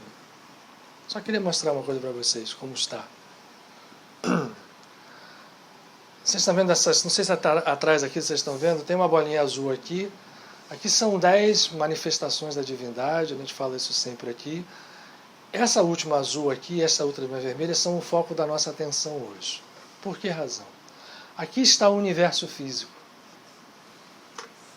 E tudo aquilo que nele habita, todas as nossas consciências encarnadas, enquanto encarnados, e na verdade os planos astrais próximos ao plano físico. Aqui os planos astrais, mas abdicando de entender isso como planos, mas como estados de consciência, aqui está o estado de consciência do Adão caído. Ele vem vertiginosamente e restringe a sua consciência e todo o seu esforço de trabalho às forças que compõem o que nós chamamos de universo material ou físico. Nesse momento aqui, e agora eu vou fazer um desenho aqui um pouquinho mais simples, em que eu vou pegar, essa árvore toda vai sair de cena, vai entrar só entram as duas aqui. Vou fazer um traço aqui, porque na verdade esse é o traço ilusório que nós fazemos. Aqui está aquela bolinha azul, que é Malchut, ou reino, e aqui está Yesod, que é o fundamento. Nós estamos caídos e tudo que a gente faz é aqui nesse mundo das ondas físicas, da matéria física. Os nossos 5 sentidos nos prendem a nossa consciência, prendem as soluções que a gente acredita que devam acontecer. Todo o nosso trabalho é como se fosse uma luta debatida aqui dentro. Por que razão? Porque nós traçamos essa linha de separação. Aqui não há uma conexão. A nossa consciência não está conectada, quer dizer, entre aspas, porque está, mas para nós não está. Aquele canal fechou. Ele continua lá, pronto para se reabrir. Aqui ele está, ó. Reparem aqui. Só tem uma ligação de todo esse universo superior aqui. inclusive aquele mais superior de qualquer manifestação, o Ein Sof, que é o infinito sem fim, a luz infinita, o ponto de onde emanam todos os universos, planos e planos, mas daqui para cá só tem uma passagem. Só tem um canal. E esse canal nós cortamos aqui. A santificação, como nós a entendemos no planeta, é nós pegarmos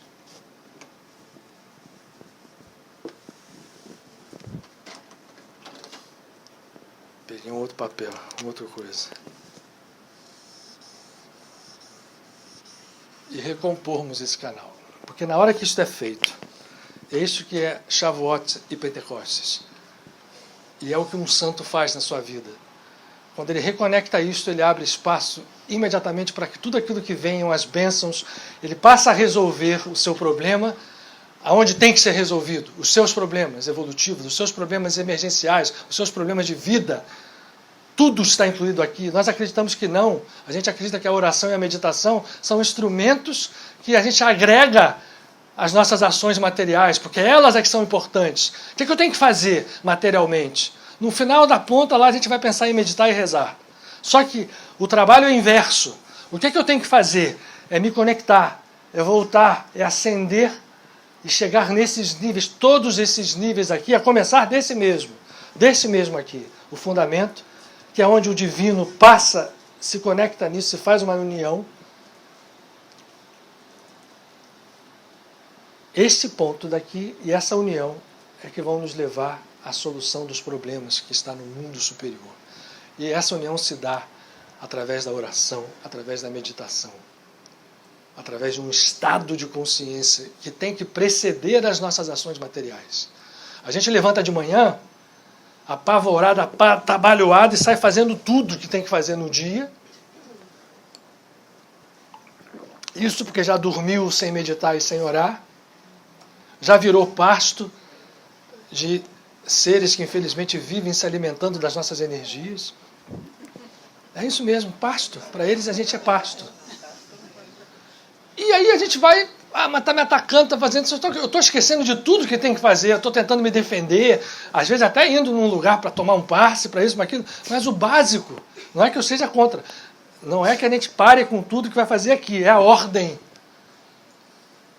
Acorda de manhã, conecta com o divino, até para que a gente não saia iludido por aí, repetindo os nossos padrões de comportamento, que são robóticos, que a gente está repetindo isso em encarnações, achando que nós somos. Eu sou isso, eu sou genioso, eu não sei o que, eu não aguento aquilo. Não somos nós. Bipolar. Né? Oi? Bipolar. É uma bipolaridade, no fundo, todos nós somos. Né? E o fato é, levantou de manhã, primeira coisa, como é que eu vou me conectar com o sagrado? Escolhe essa forma. Tem milhões de se fazer. Durante o dia, se der, é bom. Mas acho que eu já estou pedindo muito. Mas no final do dia, de noite, gente, antes de dormir, pelo amor de Deus, é oração, é meditação, é conexão, porque aí eu vou começar a perceber. O que Santa Rita fez? Agora vamos para Santa Rita. Pronto. Santa Rita entendeu isso como poucos entenderam. Qual é a vida e qual é a história dela? Ela nasce, uma vez eu li uma fotonovela, como a gente distorce a vida dos santos. Vou contar uma história rápida para vocês. Eu vi uma fotonovela que mostrava, italiana, uma revista italiana, que mostrava assim as fotografias. Alguém sabe o que é fotonovela? Isso denuncia, né? Ontem eu estava falando em um lugar lá diante que certas coisas denunciam a gente, né? Por exemplo, fotonovela. E ali assim, ela era uma pobre, os pais eram pobrezinhos, camponeses, que estavam ali, velhinhos, e aí de repente um dia eles não tinham filho, veio um anjo e disse para a mãe que ia ela ter. Realmente veio um anjo e disse para a mãe.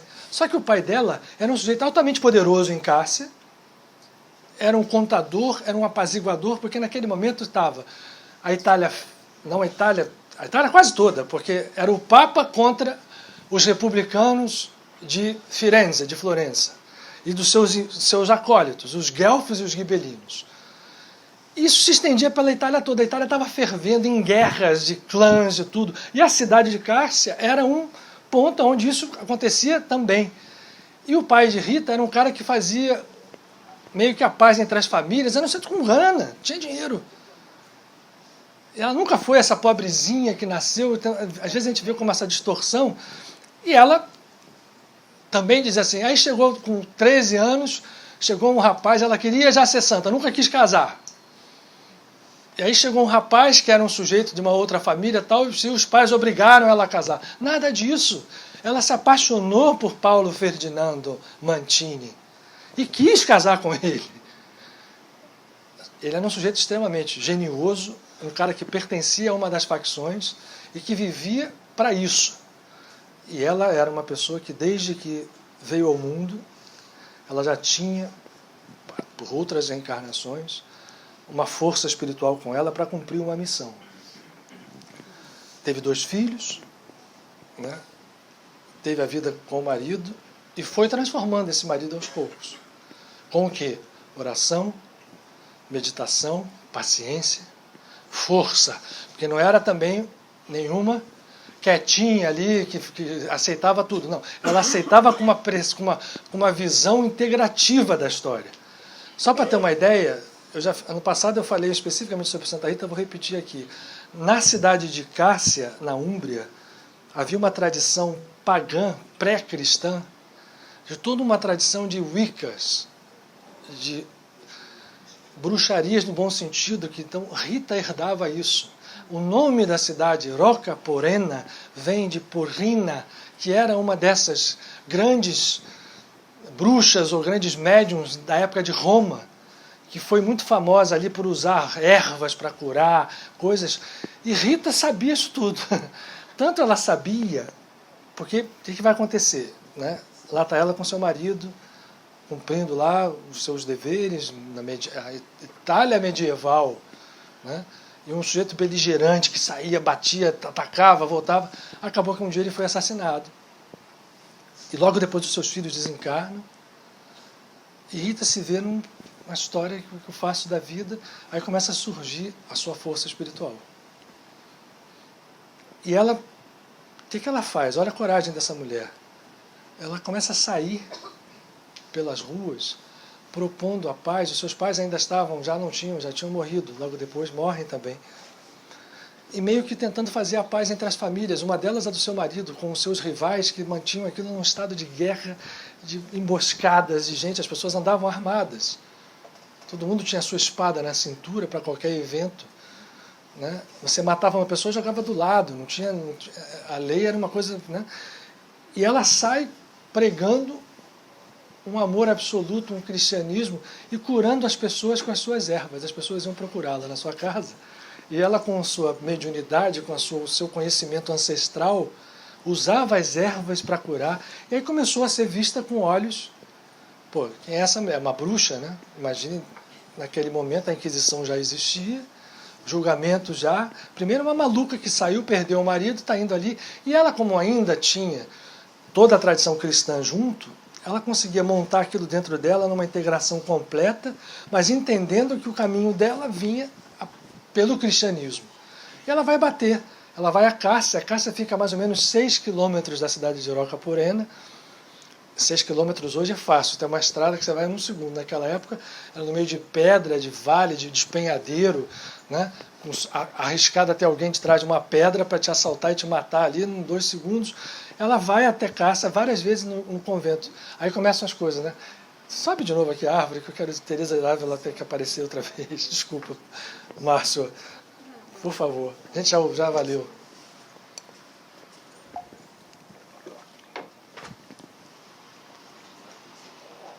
É devagarzinho.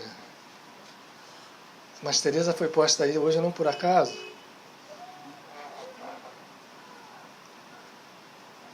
Eu não julgo nada disso aqui, porque eu às vezes sou capaz de fazer exatamente isso aqui que esse cara fez aí, gritar com o outro.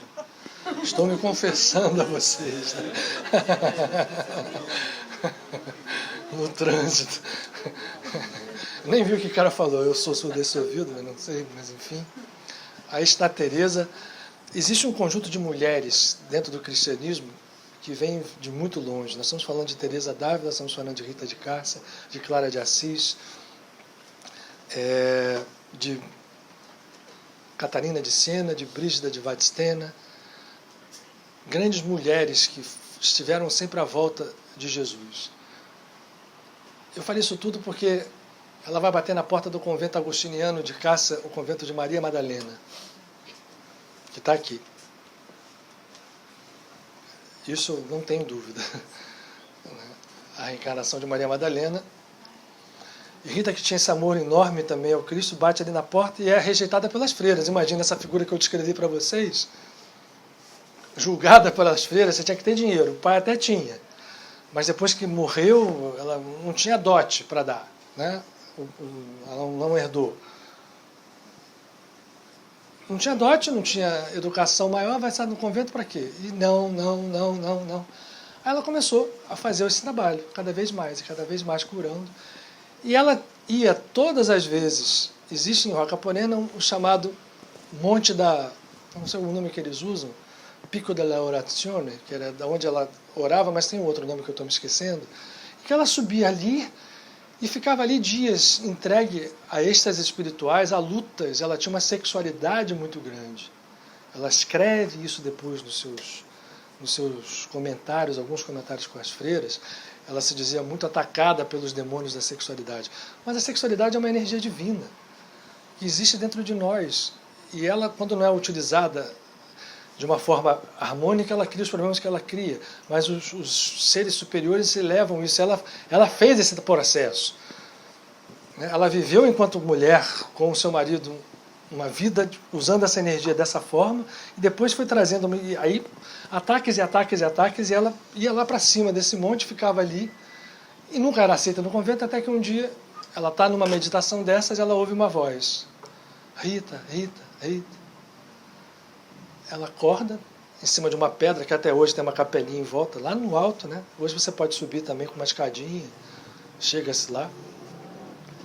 Quando ela acorda, ela vê João Batista, Agostinho e Nicolau de Tolentino, os seus 3 protetores, completamente materializados à sua frente. Já era médium, né? E ela se prostra, ela assim: Rita, o seu pedido foi ouvido. Como? Assim, me dá a mão aqui. Ela dá a mão a São João Batista e perde a consciência. E vai acordar lá dentro do convento, com as portas trancadas, com ferrolhos que até hoje existem, enormes, pesados, no pátio. Ela falou: acabou, né? Para mim, como é que eu vou explicar o que eu estou fazendo aqui? As freiras, quando acordam, realmente ficam, primeiro, muito bravas, depois completamente: o que aconteceu aqui? Tudo fechado, como é que ela entrou? Ela conta a história, acaba sendo aceita, mas vai passar um calvário muito grande até ela se impor às freiras, suas companheiras, com a sua força espiritual. Dão para ela trabalhos assim, tipo: você vai regar uma planta morta. Ela rega todos os dias, e essa videira cresce. A roseira, a mesma coisa. Houve um momento que ela, numa êxtase, recebe uma chaga exatamente nesse chakra aqui, e essa chaga passou anos exalando um cheiro muito ruim, que as freiras mantinham ela de lado. Isso só fez com que ela se aprofundasse em oração e começou a atrair as pessoas, porque ela se tornou uma curadora apenas pelo seu estado de consciência. Batia-se à porta do convento de todos os lugares, ninguém sabia quem falava. E quem dizia que ali vivia uma freira santa, e as pessoas batiam para pedir cura. E ela entregava um pedacinho de uma folha, um pedaço de rosa, uma pétala de rosa, ou mesmo quando ela não estava com a ferida tão aberta, ela ia lá, mas jamais saiu do convento. Ela só saiu uma vez do convento para fazer uma peregrinação a Roma. A cicatriz fecha, ela vai a Roma, volta, já com 60 e poucos anos. Quando ela chega no convento, a cicatriz abre de novo, a ferida abre de novo. E a santidade vem para fora.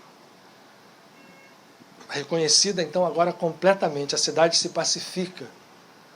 O convento se torna um ponto de atração para pessoas que sofrem de todas as coisas, e ela começa a demonstrar esse poder de canal.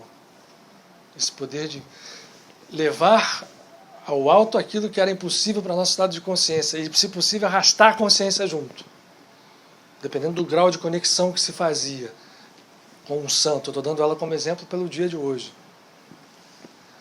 E vai desencarnar com 76 anos, E 2 semanas antes, ou um mês e pouco antes de desencarnar, que é o dia 22 de maio de 1457, ela, no leito, já bem fraca, diz assim para suas companheiras: olha, eu queria muito que vocês fossem em Roca Porena pegar lá para mim um figo na figueira e uma rosa do meu roseto que fica atrás da casa. E aí ela está delirando. Estava o inverno. Não, minha irmã, ainda está no inverno. Ela, vão lá, por favor. Bom, foram lá. A roseira estava completamente florida, no meio do inverno, e a figueira tinha um figo. Trouxeram, ela comeu, poucos dias depois ela desencarna. E se transforma nessa santa que hoje nós todos conhecemos.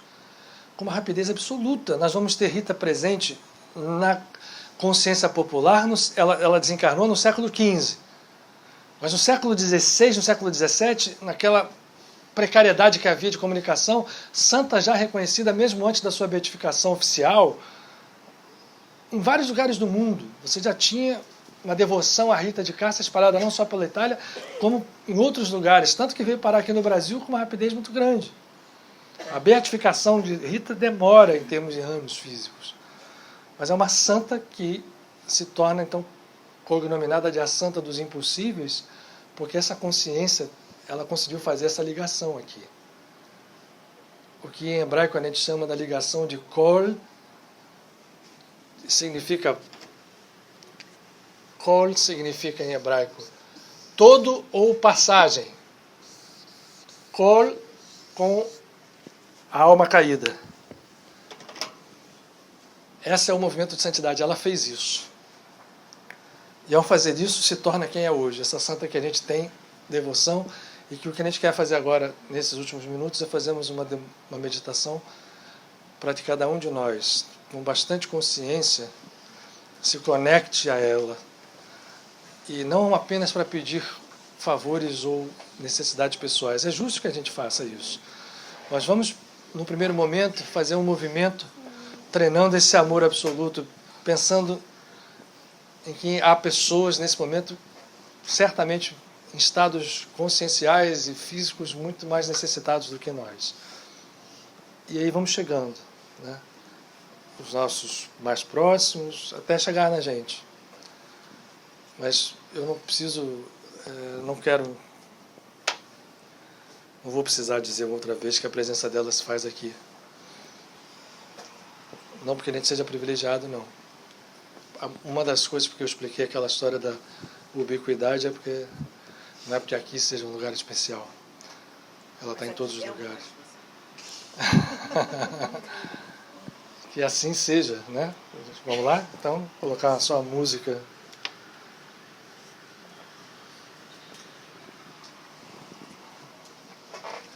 E aí as posições das cadeiras, aí que todo mundo se ajeite, essas cadeiras.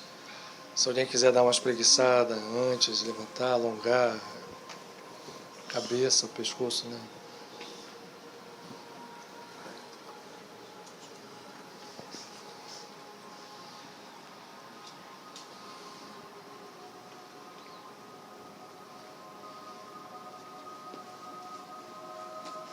A gente tem também, e agradecer, entre muitos que estão aqui conosco, a presença de um dos seus protetores que poucos conhecem, Nicolau ou Nicola de Tolentino, que é uma cidade muito próxima também na Úmbria, que viveu um pouco antes, viveu no século XIII, e que foi um grande taumaturgo, que seja um fazedor de milagres também, um santo de uma consciência enorme e de quem Rita era devota, e que a ajudava, e que nós temos hoje aqui, ao lado de Padre Pio, emitindo a sua presença também, e nós agradecemos por isso. Vamos, depois de nos ajeitarmos da maneira mais confortável possível, fechar os olhos e nos valer desse instrumento poderosíssimo que nos foi concedido por ser a espelho da própria vida, que é a respiração. Então vamos com absoluta consciência respirar de maneira mais profunda, visualizando que o ar ao penetrar pelas narinas e ao descer aos pulmões, não se restringe ao espaço físico dos pulmões.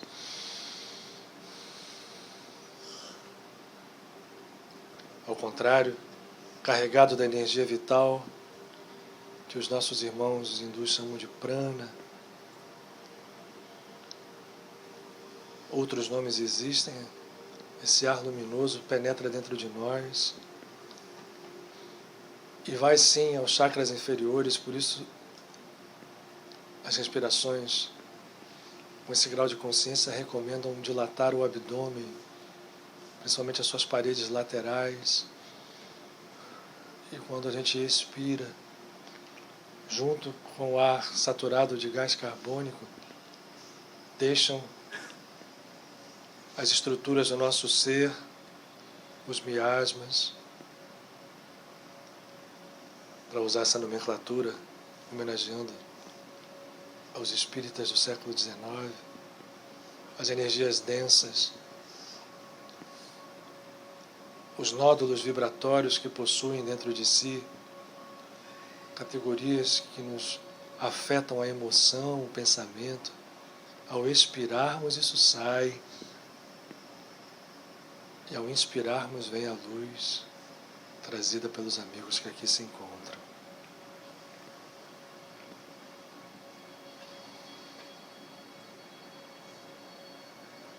A nossa visualização vai ser bastante simples. Vamos primeiro respirar um pouco e ao fecharmos os olhos, a tela mental, em princípio escura, vai passar a revelar para cada um de nós de uma forma própria uma luminosidade que pode ter o tom azulado, rosa, não importa. O problema é nós estarmos nesse estado de atenção e sentirmos que vibra ao longo da nossa medula espinhal, guardada pela coluna vertebral, uma corrente que na altura do coração, a cada inspiração também,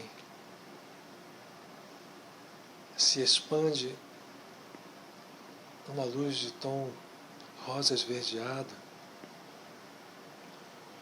e que aos poucos, a cada movimento duplo de inspirar e de expirar, vai deixando claro para nós que dentro de nós, nesse santuário vivo que somos, cada um de nós, o amor da presença divina jamais deixou de brilhar. Pode ter estado oculto, mas jamais deixou de brilhar.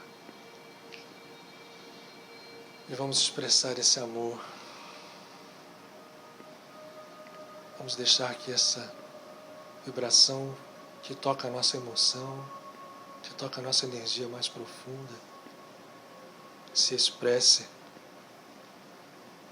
E nós não somos mais capazes de expressar pelo medo a nossa agressividade, a nossa intemperança, mas ao contrário. Todas as estruturas ilusórias dão espaço apenas à presença divina, e essa presença divina que conecta o coração, o templo superior do cérebro, principalmente os pontos entre as sobrancelhas e a nossa coroa, a coroa divina. Esta força é o amor incondicional, onde eu não mais julgo, onde eu não me acho mais um centro único do universo, mas junto com todos os meus irmãos, um centro de expressão infinita, de unidade infinita, e esse amor que aos poucos nós vamos sentindo a sua força em comunhão com esses irmãos que nos auxiliam nessa tarefa. Vai abrindo como uma pétala abrisse de uma rosa mística a nossa alma.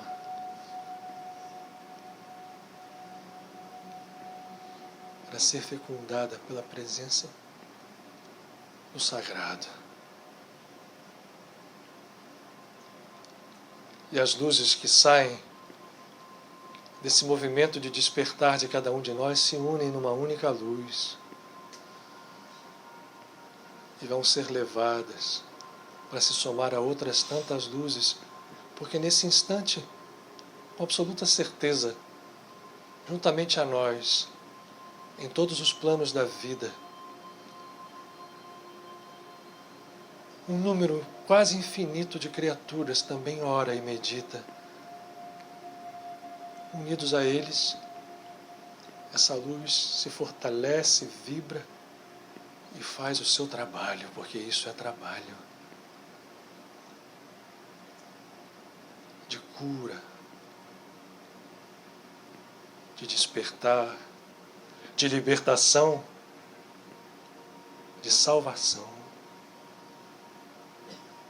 Não importa onde, como, com quem, porque tudo é um e nós somos seres que buscam essa unidade.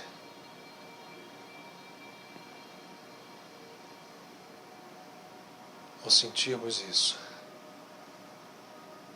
ao percebermos a grandeza desse amor incondicional que, ao nos unir ao sagrado, nos dá a propriedade e o poder do sagrado, de agir em nome dele, de curar, não porque o ego cura, mas por entender que é ele, o sagrado, que cura através da sua presença naqueles que almejam a santificação, unidos àqueles que já o são, santos.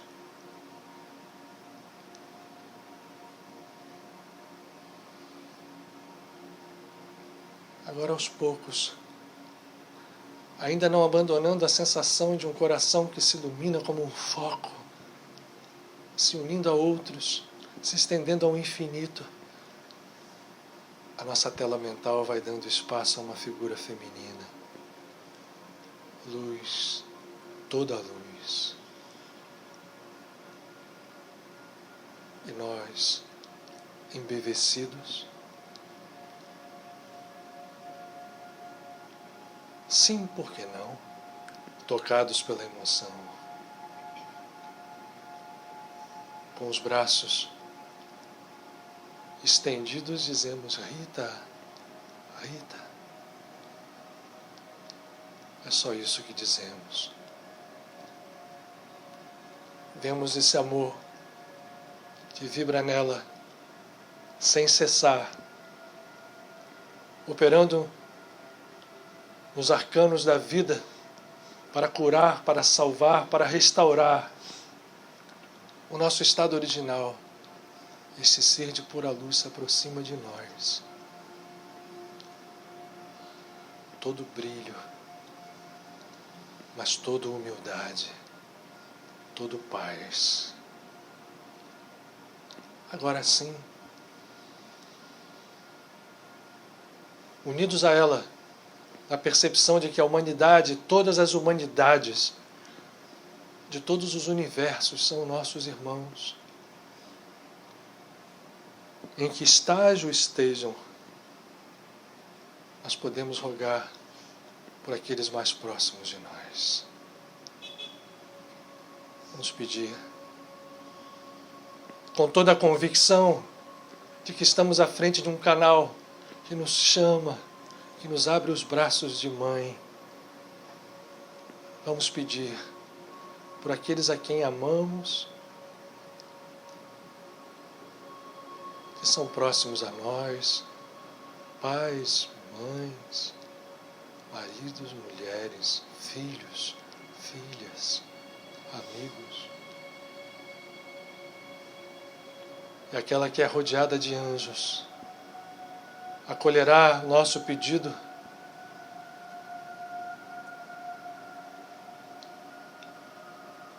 e tocados por essa força infinita, podemos pedir agora sim,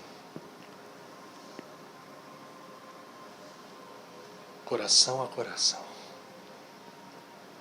por nós mesmos. E ela aí está, perceptível por cada um de nós, pronta a nos atender, lança âncoras de luz e de amor, faz com que o conceito de impossível se desfaça como névoa na manhã, porque quando a luz brilha, não há ilusão, por mais dura que pareça, que resista. E o nosso pedido, oração a coração, é posto à frente dessa flor cósmica, Marguerita Rita.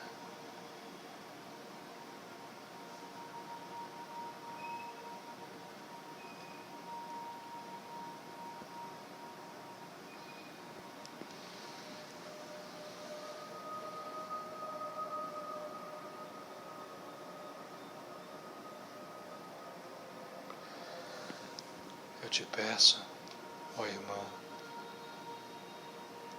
de milênios, caminha ao nosso lado, sustenta os nossos braços e pés, que insistem em cair, mas nós queremos levantar, nos reerguer, sermos curados, sermos livres.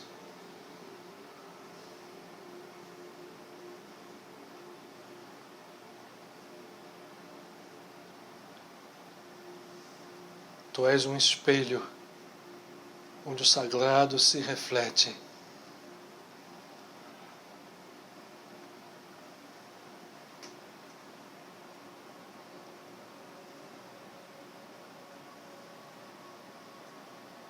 Nós teremos também um dia essa alegria.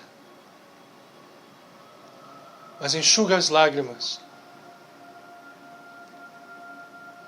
que temos derramado por não reconhecer esse poder supremo. Ajuda-nos a orar, ensina-nos a amar, a largar ao longo da estrada os véus que não nos servem mais.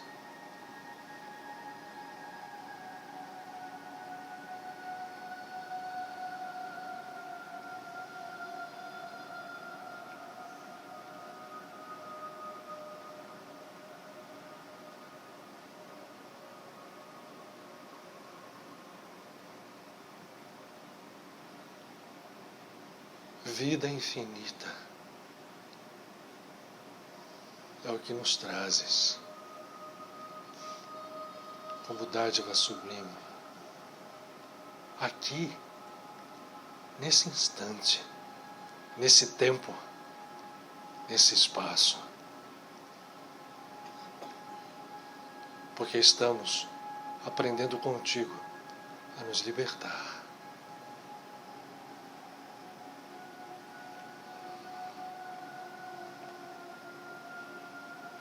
E que a gratidão agora nos tome a todos. E que a reverência à tua humildade não nos falte. Jamais, em nenhum dia.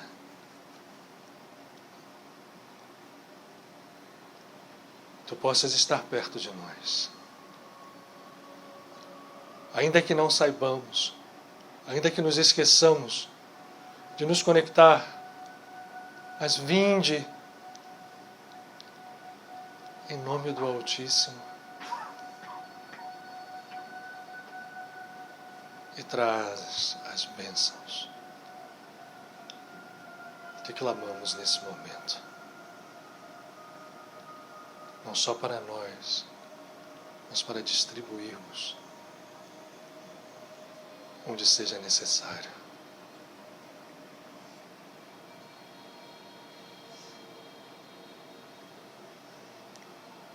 Obrigado, sempre.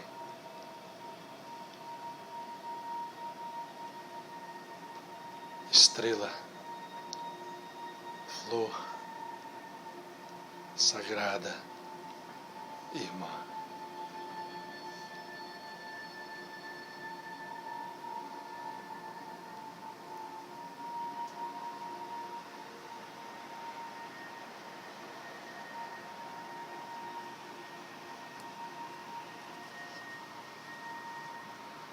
Que a paz esteja sempre conosco e que possamos ser pacificadores por nossa vez.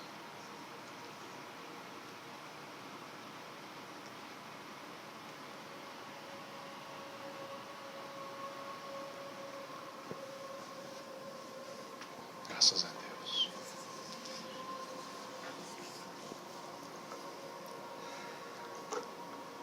Aos pouquinhos vamos então tomando o nosso corpo.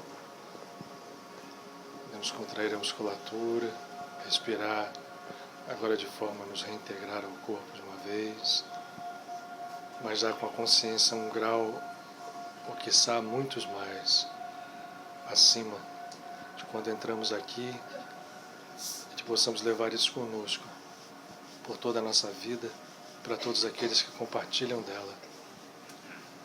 Obrigado a todos vocês.